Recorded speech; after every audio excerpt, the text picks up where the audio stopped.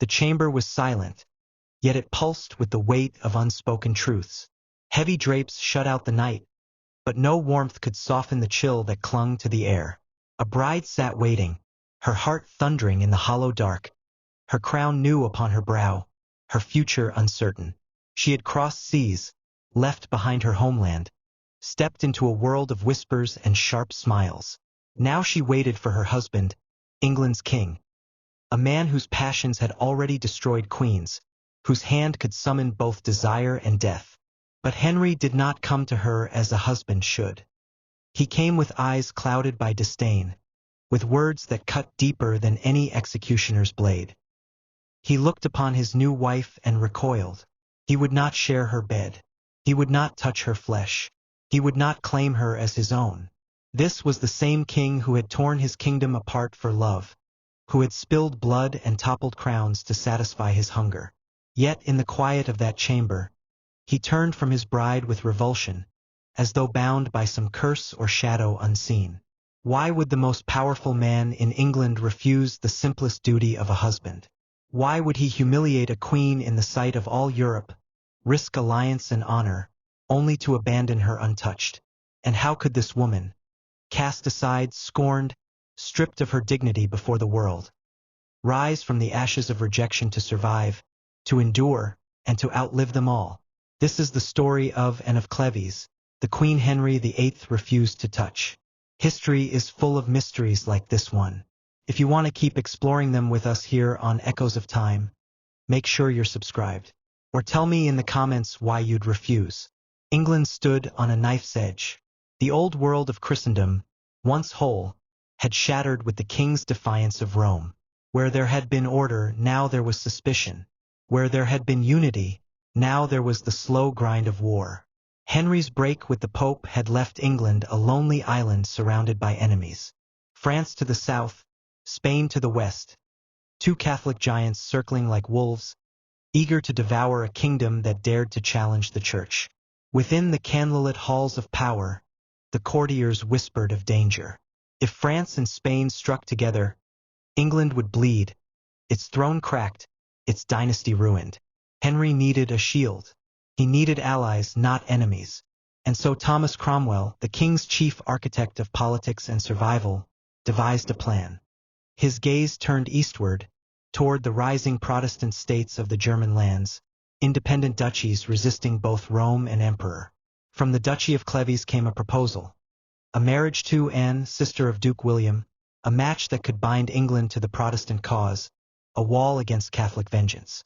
On parchment, the scheme glittered.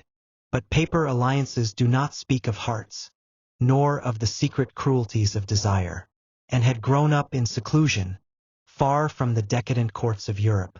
In Cleves, there were no court masks, no refined games of love, no songs written to melt the heart. She was raised in piety and discipline, her education plain, her graces few. Where Henry's previous wives had been schooled in charm, dance, and wit, and was taught obedience and silence. To Cromwell that mattered little. To him she was not a woman, but a treaty in flesh and blood, a living key to lock England's enemies away. But what is survival for a kingdom can become humiliation for a queen. The alliance demanded more than parchment and seals, it demanded flesh. To bind the promise of Cleves to the crown of England, Henry required proof of what words could not provide. So he turned to the painter Hans Holbein, the king's trusted artist, the man whose brush had already captured the majesty of courts and queens. Holbein was dispatched to Cleves to paint the likeness of the woman who might be queen. When the portrait was unveiled, Henry's courtiers murmured with delight. The image showed a woman of noble bearing, serene, her features softened by Holbein's subtle mastery. To Henry, weary of politics and driven by appetite, the painted face was enough. He was pleased, even eager. Without ever seeing her, he believed he desired her. A treaty in one hand, a portrait in the other, what could go wrong? And set out from Cleves, a stranger bound for a kingdom where her fate was already sealed.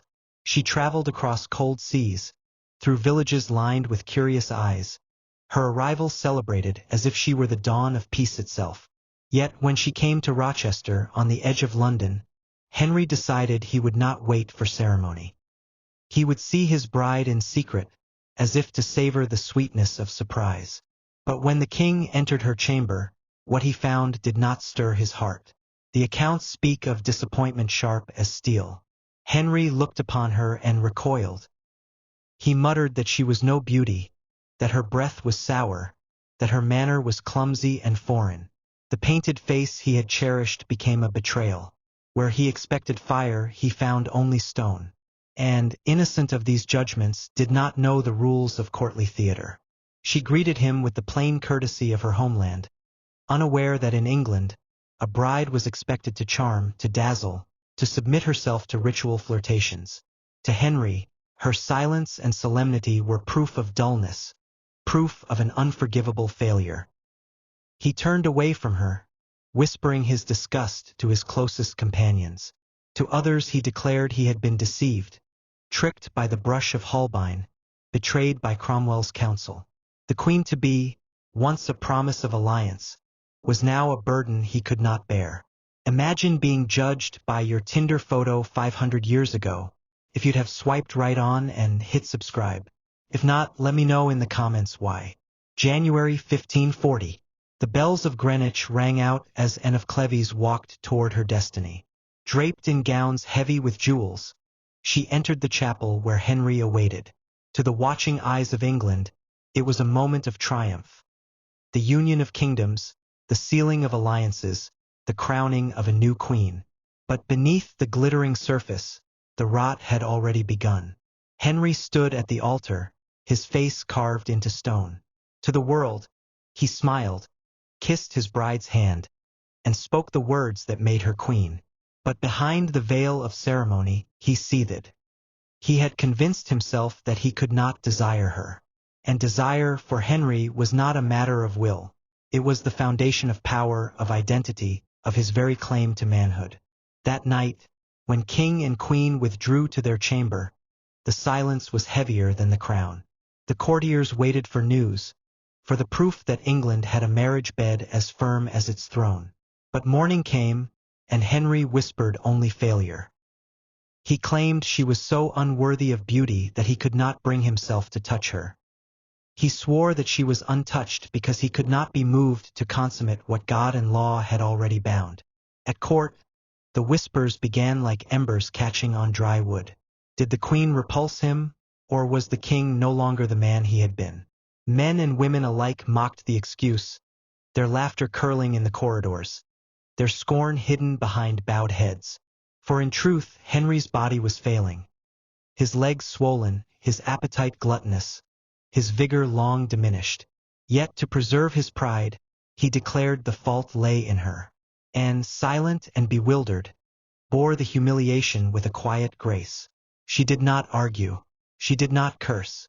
She carried herself as if the cruelty did not touch her, though every word against her was a knife driven deeper. She had been raised in obedience, and obedience was her shield. While Henry's pride cracked in the light of mockery, and silence became her armor. For Thomas Cromwell, the man who had forged this union, the marriage was not merely a failure, it was a catastrophe. Once the king's most trusted servant, he now stood accused in whispers of deception, of tricking his sovereign into the arms of a woman the king despised. Every moment that Henry recoiled from Anne, Cromwell's own power withered. In the grand halls of the Tudor court, a queen had been made, a marriage declared. But within weeks, the alliance that was meant to save England threatened instead to destroy its architect, and to unravel the fragile balance of power that held the kingdom together. By the summer of 1540, the pretense could no longer be maintained. The King of England, who had once broken with Rome to rid himself of a wife, now sought escape again. But this time the world knew he had not touched his queen. The court buzzed with the king's own admissions, whispered into too many ears to be silenced. Anne of Cleves remained a virgin bride, a queen in name only. Henry's counselors searched for a path that would save his pride and shield his throne from scandal. They found it in the shadow of a forgotten promise, a pre-contract Anne had once been bound to in her youth, a proposed marriage to the son of the Duke of Lorraine. Though nothing had come of it, Henry seized on the detail as proof that his marriage was invalid from the start. Coupled with his insistence that it had never been consummated, the case for annulment was complete. In July and was summoned. She must have known what awaited her, the judgment of a king who had ended 2 marriages in blood. Yet she did not rage, nor resist. Instead, she yielded with a grace that stunned even her enemies. She accepted the annulment, bowed to the king's will, and asked only that she be treated with kindness. Henry, relieved to be free, rewarded her submission with riches and lands, naming her his beloved sister.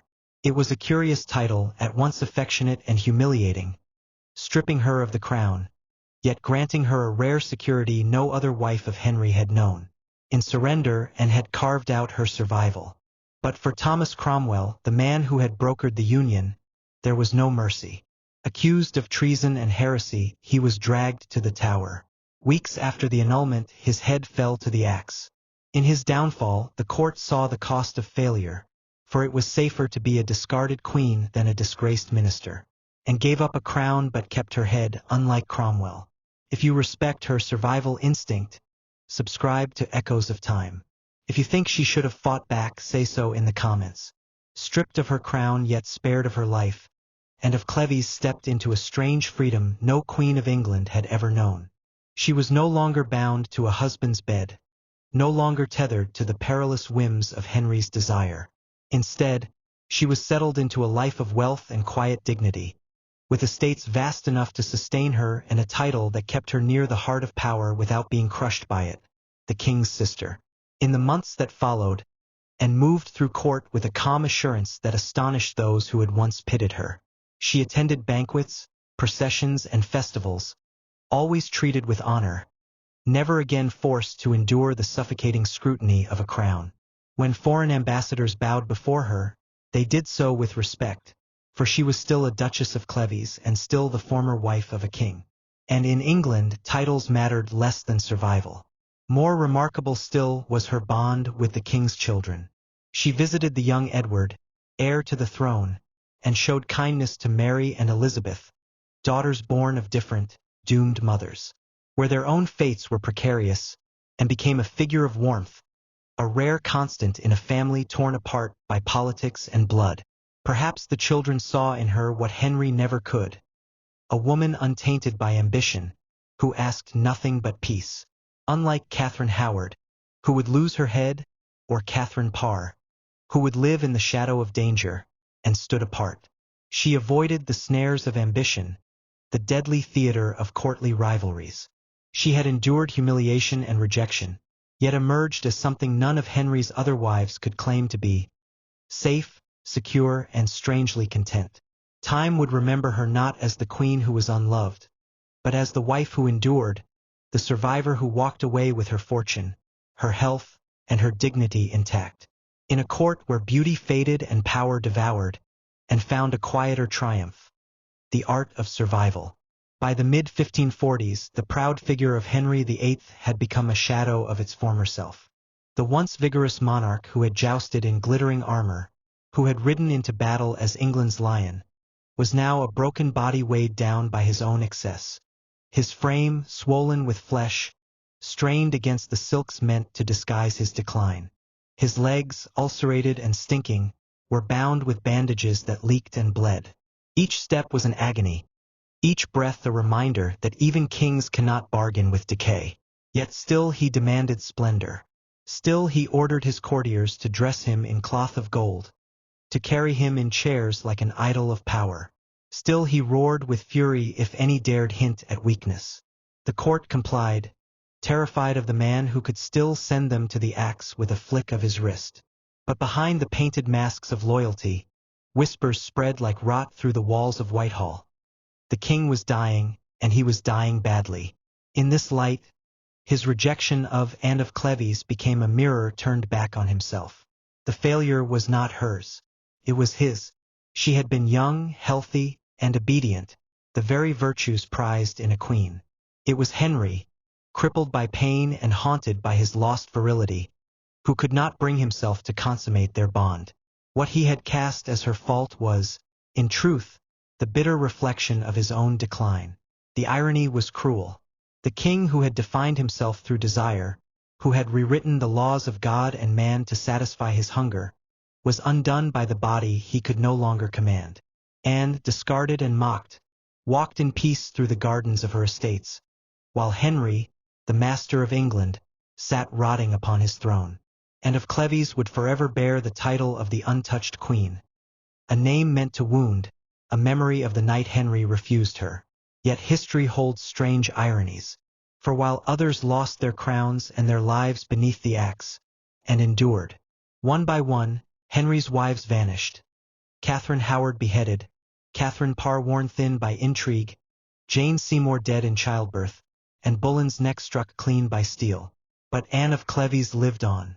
She walked through her gardens with laughter in her halls, hosting feasts, welcoming nobles, enjoying the wealth her surrender had purchased. She outlived Henry himself, and she outlived all the women who had once shared his bed. Time, which had mocked her in youth, became her ally in age. Her quiet compliance had not been weakness. It had been strategy. In a world where defiance meant death and ambition meant ruin, and chose the path of silence and survival, she gave up a throne, but in return she claimed something rarer: peace, freedom, and life. The story of Anne of Cleves is not one of romance or conquest, but of endurance. In the blood-soaked theater of the Tudor court, survival was the greatest victory of all. Here on Echoes of Time, we bring you the stories of survival, scandal, and power that shaped history. If you want to see more untold truths like Anne's, subscribe. And if not, tell me in the comments what keeps you from joining us.